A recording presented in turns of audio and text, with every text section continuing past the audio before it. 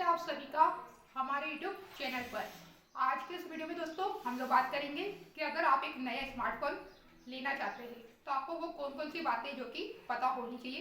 And दोस्तों smartphone खरीदते समय आपको उन बातों को पता होना चाहिए। तो आज के इस वीडियो दोस्तों मैं आपको यही बताऊंगा कि अगर आप एक नया स्मार्टफोन लेते हैं तो कौन कौन सी बातें जो कि आपको पता होना चाहिए। स्मार्टफोन बाइंग गाइड 2024 कुछ डिस्क्लेमर भी है, कुछ वार्निंग्स भी है, सजेशन भी देने वाला हूँ। सजेशन से स्टार्ट करते हैं। तो देखिए दोस्तों, फॉर एग्जांपल कि आपके पास एक स्मार्टफोन है और 6 महीने के बाद तो नया स्मार्टफोन लॉन्च हो जाता है। तो सवाल आते हैं कि सर मेरे पास जो स्मार्टफोन है तो क्या मुझे नए स्मार्टफोन में अपग्रेड करना चाहिए। फॉर आपके पास सैमसंग गैलेक्सी S24 3 है, क्या अपग्रेड करना चाहिए इसकी जो नेक्स्ट जनरेशन है उसमें। तो इस तरीके से पूछा जाता है। तो देखिए दोस्तों, मैं आपको बता दूं, कम से कम 2 साल तक तो आपको स्मार्टफोन अपग्रेड नहीं करना चाहिए। आप चाहे फ्लैगशिप लेवल का स्मार्टफोन यूज़ करते हैं या फिर बजट फ्री का। कई सारे एंड्रॉइड स्मार्टफोन ऐसे हैं जिसमें कि दोस्तों अगर आप वो स्मार्टफोन को खरीदते हैं तो 2 साल आसानी से चल जाएगा, आपको बिल्कुल भी अपग्रेड नहीं करना चाहिए। एंड दोस्तों अगर आप iPhone 11 आपके पास तो आप iPhone 12 30 नहीं लेकर iPhone 14 ले सकते हैं, वो आपके लिए बेस्ट ऑप्शन होगा। कि अगर आप आज के समय में अगर iPhone लेते हैं तो आप हम सभी जानते हैं कि अभी iPhone 15 लेटेस्ट है। अब दोस्तों iPhone 12 आपको भले कितना ही सस्ते में क्यों ना मिलता हो, आपको iPhone 12 एंड iPhone 11 एंड 30 बिल्कुल भी नहीं लेना चाहिए। अगर आप लेना ही चाहते हैं तो दोस्तों iPhone 14 लीजिए।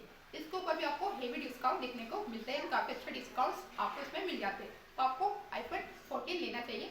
13, 12 एंड 11 को आपको स्किप करना चाहिए। तो कुछ भी मतलब नहीं निकलता इतने पुराने फोन को लेकर, इसलिए मैंने आपको कहा। बाकी दोस्तों मैं आपको 10,000, 15,000, 20,000, 30,000, 40,000 एंड अबाउट 40,000 के जो भी स्मार्टफोन है अगर आपको खरीदते हैं तो किन बातों को आपको पता होना चाहिए एंड वो कौन सी बातें जो कि आपको ध्यान रखना चाहिए एक स्मार्टफोन खरीदते समय। हम स्टार्ट करते हैं लोअर बजट अंडर 10,000।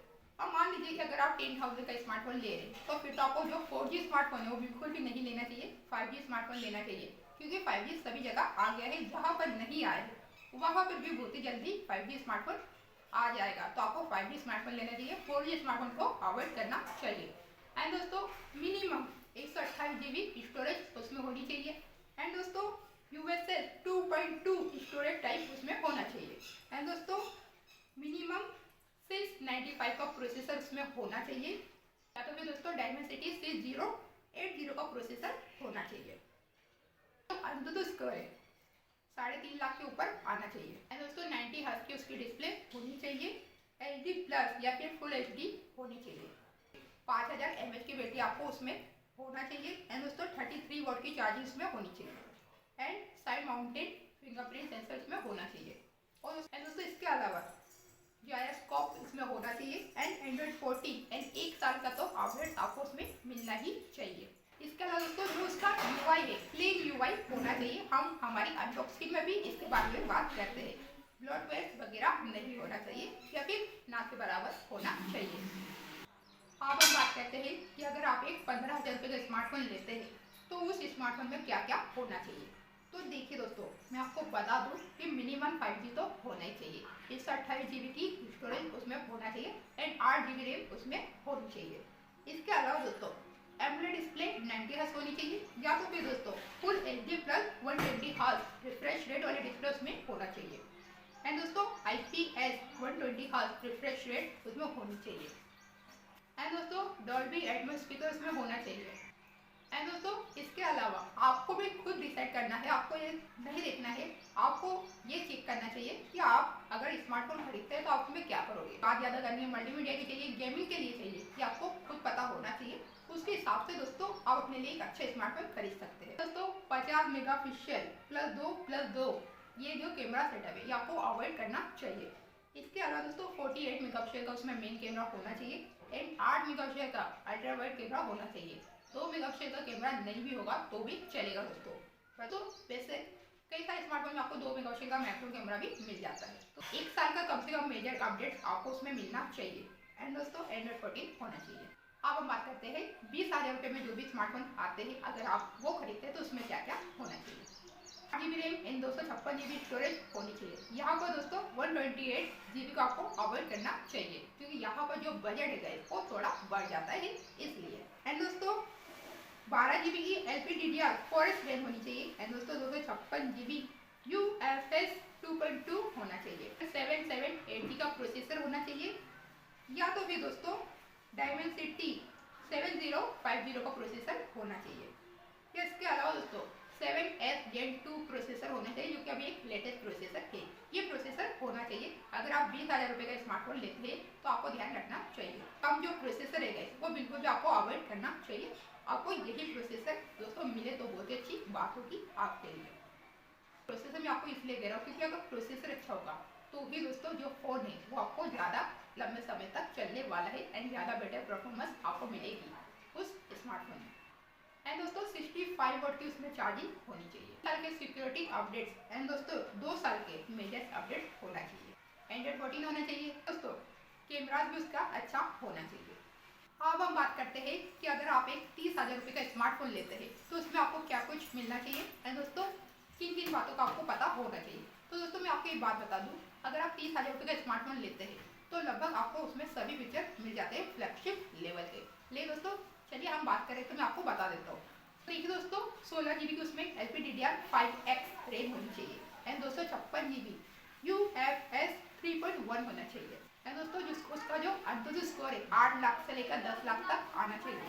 6.67 इंच की full HD plus AMOLED display होनी चाहिए। 240 हर्ट्ज ECR होना चाहिए। हर्ट्ज की रिफ्रेश रेट होनी चाहिए। दोस्तों डिस्प्ले बहुत ही अच्छा होना चाहिए उसका।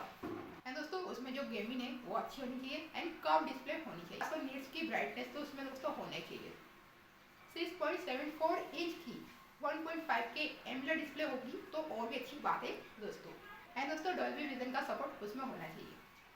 गोरिल्ला ग्लास 5 का प्रोटेक्शन होना चाहिए बैक में एंड दोस्तों जो फ्रंट होता है स्मार्टफोन के उसमें 80 का full HD video recording mode उसमें होना चाहिए। 4K 30 MPS तक वीडियो रिकॉर्ड आप कर सके ये भी होना चाहिए। Charging IP certification fast charging 65 या फिर 80 वॉट होनी चाहिए।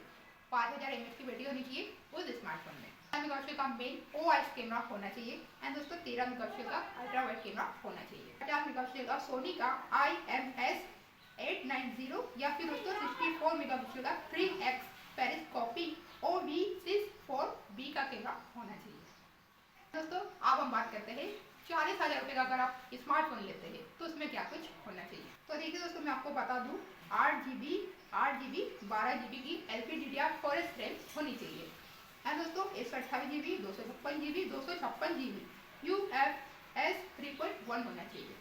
2x 4.0 होना चाहिए एंड दोस्तों अंतुज इसको 15 लाख से लेकर 16 लाख तक होना चाहिए। 6.78 इंच की 1.5 के डिस्प्ले होनी चाहिए। 120 हर्ट्ज रिफ्रेश रेट होनी चाहिए। 2160 हर्ट्ज की PWM डायमेंशन होनी चाहिए। 4500 निट्स की पीक ब्राइटनेस होनी चाहिए एंड दोस्तों 10 बिट डिस्प्ले होना चाहिए उसका एंड दोस्तों 1200 से लेकर 1500 निट्स की ब्राइटनेस उसमें होना चाहिए। ग्लास मेटल डिजाइन होना चाहिए। 120 वाट 100 वाट या फिर 80 वाट की फास्ट चार्जिंग का ऑप्शन उसमें आपको मिलना ही चाहिए, ये आपको ध्यान रखना है। एंड दोस्तों ultra wide telephoto 4K 30 FPS 4K 60 FPS 3 साल के मेजर अपडेट 4 साल के सिक्योरिटी अपडेट एंड एंड्रॉइड 14 होना चाहिए। 7 होना चाहिए या फिर IP रेटिंग 68 होना चाहिए। वायरलेस चार्जिंग होनी चाहिए एंड दोस्तों IP rating NFC and iron blaster होना चाहिए। अब हम बात करते हैं फ्लैगशिप फोन अबाउट 40,000। तो देखिए दोस्तों इसमें 16GB रैम होनी चाहिए एंड दोस्तों 256GB की स्टोरेज भी होनी चाहिए एंड 20 लाख तक का जो अंतुज स्कोर है वो जाना चाहिए। जनरेशन 3 का प्रोसेसर होना चाहिए। स्नैपड्रैगन का जो लेटेस्ट प्रोसेसर है जनरेशन 3 वाला वो होना चाहिए एंड दोस्तों इसकी QHD प्लस डिस्प्ले होनी चाहिए। एमुलेट 2x डिस्प्ले एंड दोस्तों 120 हर्ट्ज की refresh rate gorilla glass Victus 3.2 का प्रोडक्शन होना चाहिए एंड दोस्तों 10 बिट डिस्प्ले होनी चाहिए या फिर 12 बिट डिस्प्ले होनी चाहिए एंड दोस्तों स्टीरियो स्पीकर्स होना चाहिए। डॉल्बी विजन का सपोर्ट इसमें होना चाहिए एंड AI लाइव ट्रांसलेट होना चाहिए क्योंकि दोस्तों कई सारे स्मार्टफोन में हमें AI मिल रहा है। तो अगर आप 40,000 रुपये खर्चा करते हैं तो दोस्तों उसमें आपको AI के फीचर मिलना चाहिए। बटन हो जाएगा आने वाले समय में। एंड दोस्तों जनरेटिव वॉलपेपर का ऑप्शन भी आपको उसमें मिलना चाहिए। 50 मेगापिक्सल का अल्ट्रा वाइड कैमरा, 50 मेगापिक्सल का IMX 989 का मेन कैमरा होना चाहिए एंड 50 मेगापिक्सल का टेलीफोटो कैमरा होना चाहिए।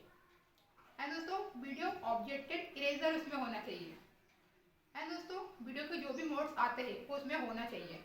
IP रेटिंग होनी चाहिए, NFC का सपोर्ट होना चाहिए, IR ब्लास्टर में होना चाहिए। एंड दोस्तों 200 वाट, 160 वाट एंड 120 वाट की कम से कम 5 चार्जेस में होनी चाहिए। सैमसंग और एप्पल आपको नहीं देते, लेकिन कई सारे स्मार्टफोन में आपको चार्जिंग मिलती है इन वॉट की। तो एक बात मैं आपको और बता दूं कि अगर आपका बजट 30,000 रुपये है तो 30,000 का ही फ़ोन आपको लेना चाहिए। आपको EMI इसके ऊपर ध्यान नहीं देना चाहिए। एंड इसके अलावा दोस्तों आप ऑफलाइन मार्केट जाइए, वहाँ पर खुद देखिए स्मार्टफोन को दोस्तों, चला कर देखिए, तो ही जो उसकी जो फील होगी वो आपको आएगी। एंड दोस्तों आप बेटर स्मार्टफोन अपने लिए खरीद सकते हैं। इसके अलावा दोस्तों आप फोल्डेबल स्मार्टफोन ले सकते हैं या फिर फ्लिपेबल स्मार्टफोन ले सकते हैं। मैंने आपको बता दिया कि अगर आप एक नया स्मार्टफोन खरीदते हैं तो किन किन बातों का आपको ध्यान रखना चाहिए और वो कौन सी बातें हैं जो कि आपको पता होना चाहिए।